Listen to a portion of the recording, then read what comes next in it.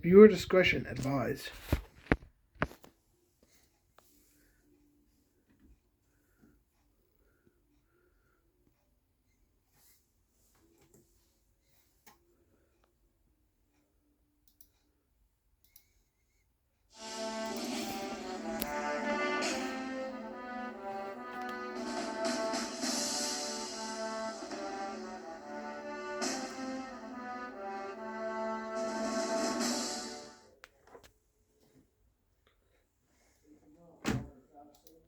Previously on Spacepals. So, so what is the commander? Well, it can't be that bad what the commander's going to react to next. Actually, Joe, Man of Steel is the commander's favorite movie, and well, oh dear.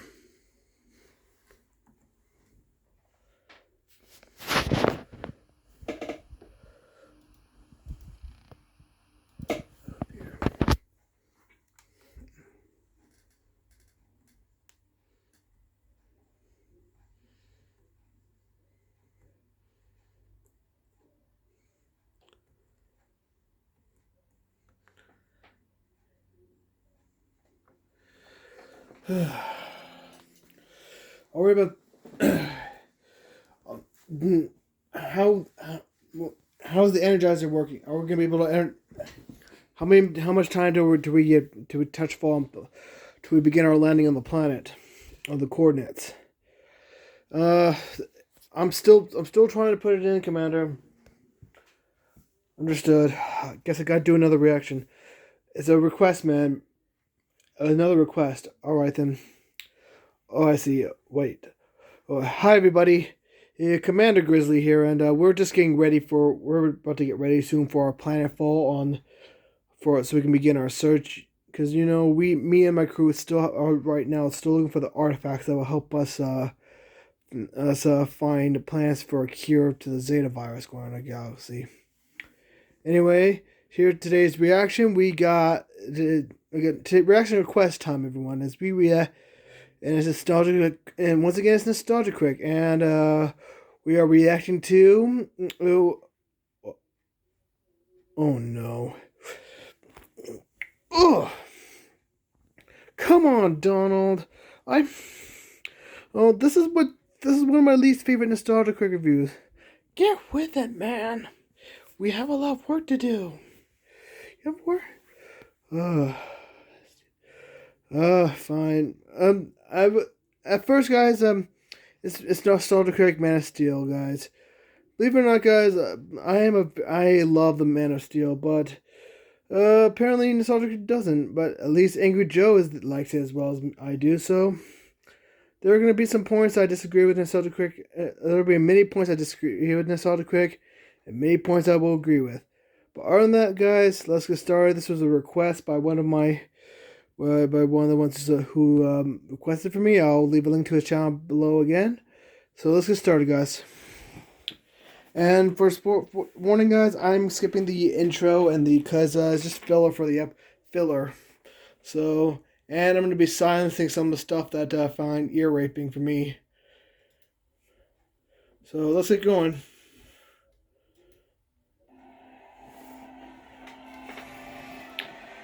Yes, it is. Oh, screw you. Screw you. Yay. Screw you. Yep. They can be great people they wish to be. Screw you. They only lack the light to show the way. Yep. For this reason above all, Screw you. their capacity for good. Yep. I have sent them you, my only son.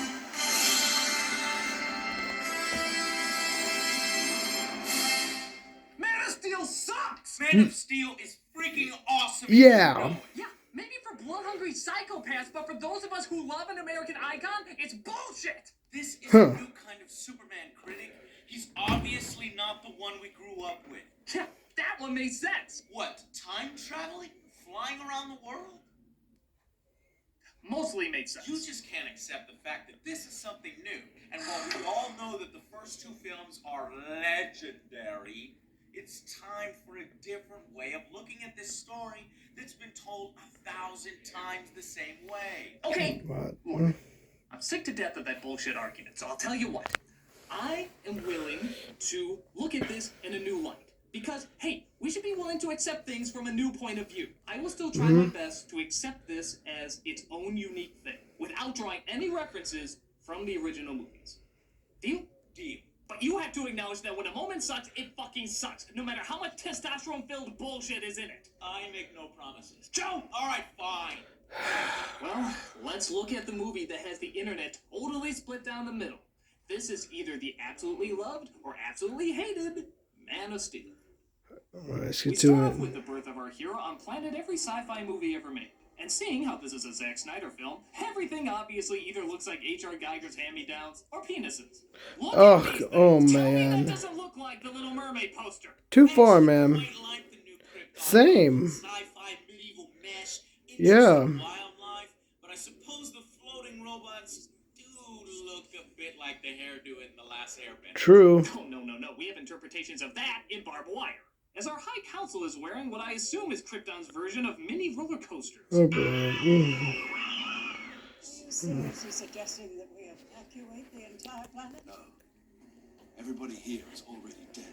A lot of you know the drill here. Superman's father, Jor-El, played by Russell Crowe, is trying to convince the higher-ups that the planet Krypton is about to explode and nobody believes him. But hell, the entire world blowing up isn't exciting enough. Let's throw in a hostile takeover while we're at it, too. This particular hostile takeover is led by General Zod, played by Michael, why does everyone say I lisp like Willem Dafoe Shannon? Oh my goodness. Shannon is a good actor, man. Save our race. The degenerative bloodlines that led us to this state. And who will decide which bloodline survives them? You? I humbly accept your nomination. Don't do this, Hal. So, seeing how Zod's army fought off this world's equivalent of White House security so easily, it only makes sense that Jor-El should be able to fight off Zod's army that broke through this world's equivalent of White House security so easily. I think. He rides on his dragonfly dragon, picks up yet another subplot, because Lord knows we don't have enough of those going on in this opening, and plans to put it in a space pod, sending his son to Earth, who will be the only survivor. Goodbye, my son. Now, shoot, we gotta have that pesky emotion. Come on, this is a Christopher Nolan story. come You can throw in on, more man. subplots. At least strap that baby to a bomb or something. He rises from the dentist's chair and is sent out towards Earth, just before Zod's forces arrive. Concentrate fire on the main door. Yes, person who clearly has no microphone attached to his mouth. What have you done? We've had a child, son. Harris, just blood. Stuff a bag of marshmallows in his mouth before talking? Harris, just blood. Actually, the funny thing about Michael Shannon's performance is how he manages to be both over-the-top extreme and under-the-bottom restrained. It's kind of like watching Jerry Lewis act. He may start off low and appear not to be very interested, but then, in a millisecond, he can change into, hey, with the screaming and the yelling and the nice lady! Oh, shut up. He did. Yeah. Michael Shannon is a damn good actor. Yeah. He was portraying a bitter, single-minded man who has nothing to lose as he's pushed to the breaking point. True. Yeah, but does his breaking point have to sound like a bulldog? You won't tell us yourself. You wouldn't follow the house. Yeah, well, at least he doesn't sound like a screaming goat when he yells. Hey, I do not! That's similar. Good one, Zod Angry gets the Rob. best of him just before security gets the best of Zod. This calls for a Hans Zimmer blow. Is anyone else sick of that sound yet? I swear, Nope. if Hans Zimmer did the music to You're a Good Man, Charlie Brown, it'd be You're a Good Man, Charlie. Hey, Hans Zimmer's another fantastic Zod is sentenced to composer, imprisonment in man. the Phantom Lay Zone. off. You believe your son is safe? I will find him. Sorry, didn't quite catch that. I will find him. No, still didn't get it. I will find him. Still not coming through. Tell you what, say it as loud and ridiculously hammy as your cartoonishly large eyes and Oh mouth my will allow. goodness. I will find him! Now I hear ya. No, you won't. Bye. I swear to God, look at it! Look at it! No, not even close, man. So they wait for the inevitable, as it's the end of the world as they know it, and everyone feels blandly fine. Lady Laura, shouldn't you find refuge? What? I can't hear you over the incredibly quiet destruction of the world.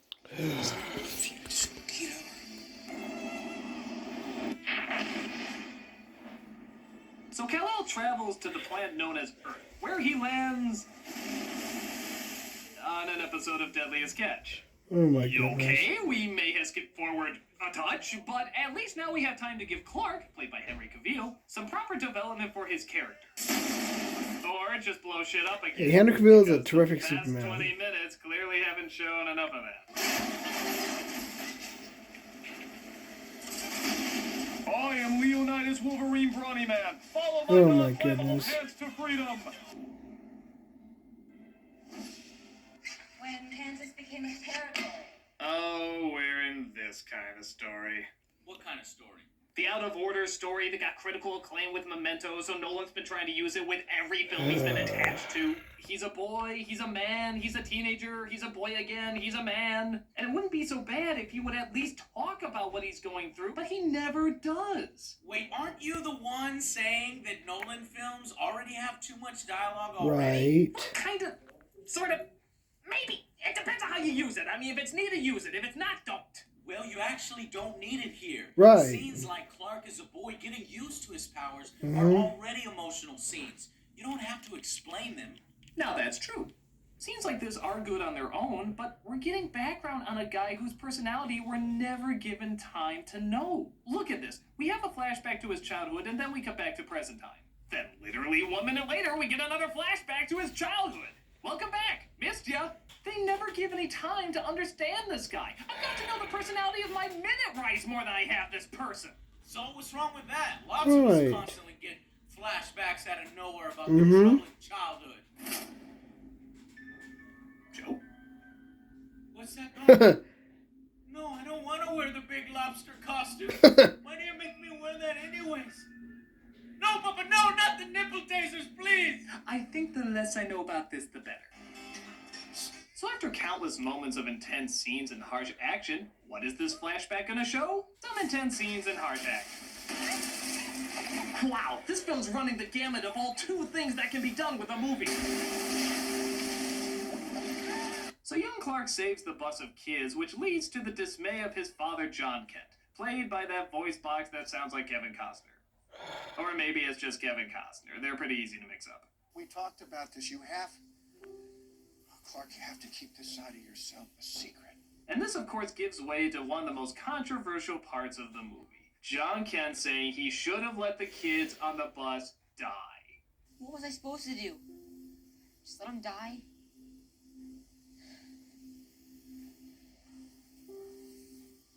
Maybe.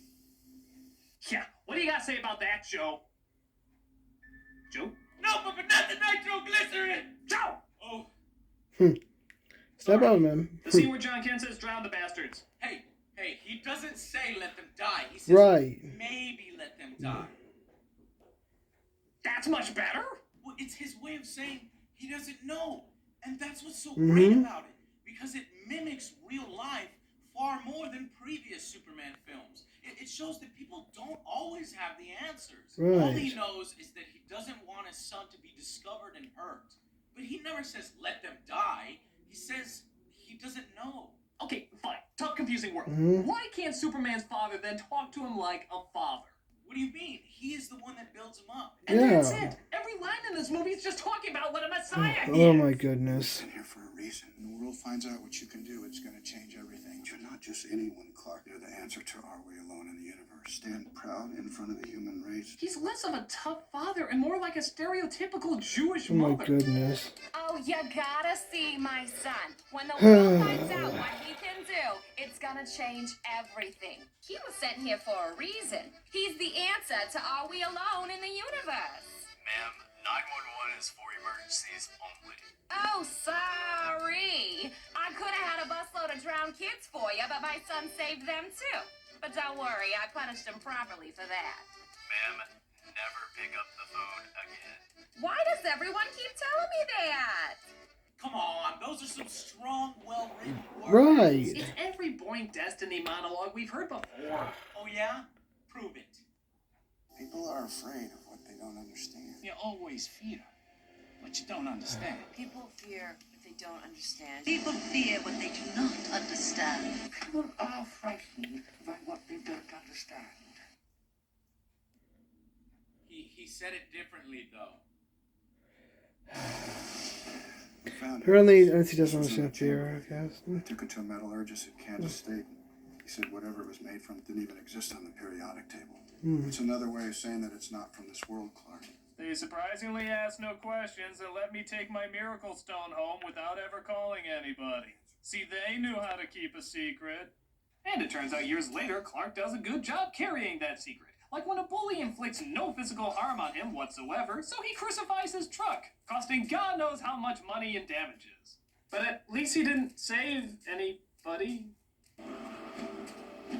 So, seeing how we're watching Clark go on this long journey, are we finally gonna get some idea of what his personality is like? Yeah, you all know the answer to this. Hello, other characters and subplots! One of them being Lois Lane, played by Amy Adams, doing a report on some sort of disturbance. Hell no, you cannot back Right. Lois Lane. She is a stronger character, a more confident one. She's a risk taker. She doesn't have time for the military's pissing contest. She actually does something in this film. True. She's not always screaming for someone to save her. Right. Yeah, that is until she's hit by the Nolan ray. The what? The Nolan ray. You see, I have Oh no my doubt goodness. that Zack Snyder started off having Lois as an interesting, funny, opinionated character. Because at first, she does seem that way.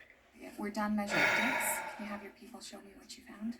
But then she's zapped by the Nolan ray, and Oh my suddenly every line goodness. of dialogue is emphasizing the weight of how important the movie you're watching is. Remember when his father was bawling him out like a real father? Right? We talked about this. You have Boom! Nolan ray! the Yeah. answer to Are We Alone in the Universe? Remember how Lois Lane was feisty and took no nonsense from anybody? Well, what can I say? I get writer's block if I'm not wearing a flak jacket. Boom! Nolan ray! The questions raised by my rescuer's existence are frightening to contemplate. Even Perry White, played by Lawrence Fishburne. He Oh starts my off in your goodness, face screaming about no. stories and deadlines. Let Woodburn just shotgun it all over the internet. No, let's make it 3 weeks since you're so willing to agree with me. Oh, that's way too interesting. Little bit of the Nolan ray will fix that. Can you imagine how people on this planet would react if they knew there was someone like this out there? The Nolan ray. Because whatever important issue you're talking about, it can always be more important. Critic, you know, sometimes life is like that. Right. Tough. Life can be cruel. Mm-hmm. Life can throw lobster costumes and nipple tasers into your reality. Don't it down, Got man. the story to that? The less you know, the better. So Lois follows a certain laser-eyeing someone into the ice where she discovers a spaceship. A spaceship that apparently saw her performance in Julie and Julia. But Clark is there to take down the machine, heal her wounds, and apparently leave her for dead. When she observes that Oh my Clark has taken the goodness. spaceship away, she tries to write a report on it, only to find her boss won't run it. So she lets it leak to the internet. My editor won't print it, but if it happened to leak online... But didn't you once describe my site as a creeping cancer of falsehoods? Hey, look, it's TMZ. That was a good one. They're the scum of the earth. So Clark loads the exposition program, and through some pretty awesome effects, a computer with what's left of Jor-El Yeah. explains Krypton's history. Mm-hmm. I'm your father, Count. That's my name. And I'm Chauffeur! Oh. Our race spread out through the stars. This scout ship was one of thousands launched into the void. We sent thousands of these scout ships, and yet our backup plan in case the world blows up was a little baby-sized pod. Hmm? You can see why we didn't last very long. Artificial population control was established. So it's explained that Clark is Krypton's first natural birth in centuries. Not exactly sure how they control that, whether everyone just kept to the honor system or if they genetically altered babies to be born with chastity belts, but regardless, Clark has apparently broken the chain. And he now knows it's his job to do what he can for all mankind. So he practices flying around the mountainside while the cameraman practices keeping his finger off the goddamn zoom button. Yeah, you may notice very quickly, there's a lot of this in this movie. For no reason at all, whenever there's fast-paced motion, the camera has to zoom in on it like a monkey with a fucking camcorder. How do you think the cinematographer came across that ingenious move? No, come on, honey, give Daddy the camera. No, I have to show Mr. Snyder my test footage from Man of Steel tomorrow. Please, no, come on, honey. Give it back. That's the self-destruct button, no. You look weird. Put that down. The microphone doesn't twist. I can explain. I love this. I knew you would. So Lois goes searching for her rescuer/leaver of people to die in the snow, and through asking questions and listening to hearsay, she locates exactly where he is. Of course, this calls for celebrating with another flashback. Oh my goodness. I just want to do something useful with my life. So farming, feeding people, that's not useful. My family's been farming for 5 generations, Clark. But wait a minute, Papa Kent. Didn't you just in a few flashbacks say that he was destined to change the world when people discovered him? When the world finds out what you can do, it's going to change everything. And now you're saying you never want him to be discovered and you just want him to be a farmer? I'm starting to think Clark has 3 fathers. Jarrell, John, and John's other friggin' personality. Oh my Get goodness. ready for a big shock here. Something big and terrible tries to kill them. And thus, they all try to seek shelter. Hey, it's still in the car. It's in the car. I'll get him. No. Get your mom to the overpass. But wait a minute. Hey,